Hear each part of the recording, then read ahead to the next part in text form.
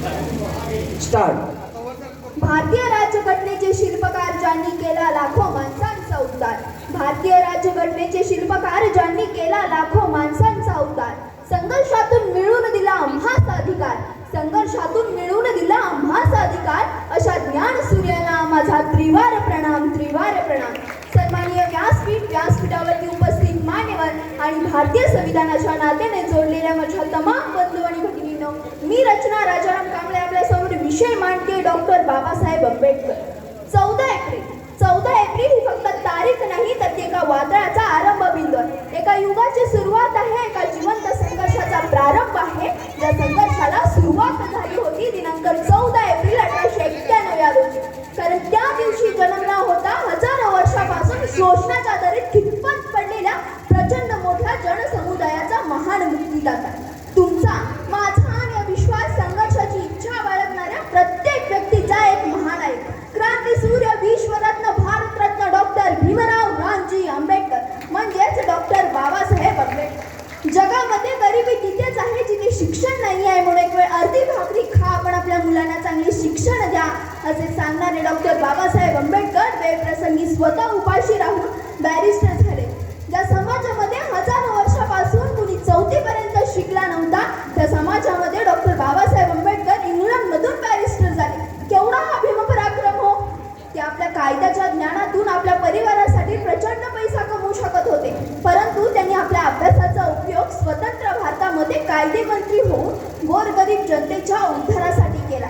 शिक्षण, समाजकारण, राजकारण, अर्थकारण या सर्व क्षेत्रामध्ये बाबासाहेबांचे कार्य हे आपल्याला अचंबित करणारे आहे. महाड येथील 14 तळ्याचा संघर्ष, नाशिक येथील काळा मंदिरासाठीचा संघर्ष, जाती व्यवस्थेविरोधात पुकारलेले बंड याच्यावरती एक नजर टाकली तरी बाबासाहेबांचं आयुष्य धगधगते अग्निकुंड होते असे वाटावे. एक जिवंत हडामासाचा मनुष्य आपल्या जीवन काळामध्ये किती प्रचंड कार्य करू शकतो हे बाबासाहेबांच्या कर्तृत्वावरून लक्षात येतच. पुढे मसुदा समितीच्या अध्यक्षपदाच्या माध्यमातून त्यांनी जगातील सर्वात मोठ्या लोकशाही राष्ट्राचे सर्वात महान असे संविधान निर्मिती केले. हे संविधान महान आहे कारण ते धर्माच्या पलीकडे जाऊन माणसाला महत्त्व देतं आणि सर्वच माणसे समान आहेत आणि सर्व माणसांना मूलभूत अधिकार आहेत. जे अधिकार हजारो वर्षापासून प्रचंड मोठ्या जनसमुदायाला नाकारले गेले होते. डॉक्टर बाबासाहेब आंबेडकर नेहमी म्हणत होते की शिका, संघटित व्हा आणि संघर्ष करा. आता संघटित कुणी व्हायचंय हो? बौद्ध समाजाने, आंबेडकरी समाजाने की आणखी कुणी? अहो, संघटित व्हायचं आहे त्या 85% समाजाने जे आजवर शोषित, वंचित आणि प्रगतीच्या दृष्टीने मागास राहिलेले. त्यात केवळ एसटीच नाही, त्यात एसटी, एनटी, ओबीसी इतर काही समाज आहेत. या सर्वांनी मिळून जे 15% लोक आजवर सत्ता, शास्त्र आणि विषमता यांच्या विरोधात आपल्याला संघर्ष करायचा आहे. म्हणजे लाठाकाठांचा का? तर नाही. या देशातील संघटित शक्तीने या देशातील स्वातंत्र्य, समता, बंधुता, न्यायव्यवस्था निर्माण करणे व राज्य सत्ता काबीज करणे. जोपर्यंत या देशातील शोषित, वंचित घटक या राज्य सत्तेत येत नाहीत तोपर्यंत या देशाची राज्यसत्ता वाढणे कठीण आहे.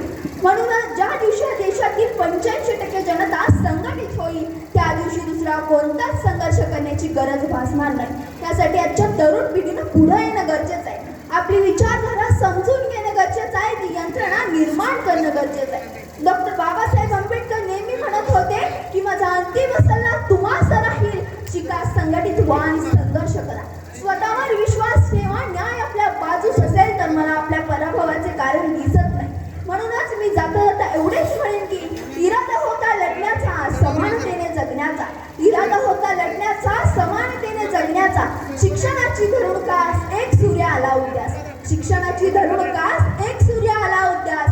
भीमाई रामजी बाबांचा लेख लाखात नाही तर जगात एक. भीमाई रामजी बाबांचा लेख लाखात नाही तर जगात एक. जय भीम, नमो बुद्धाय. धन्यवाद.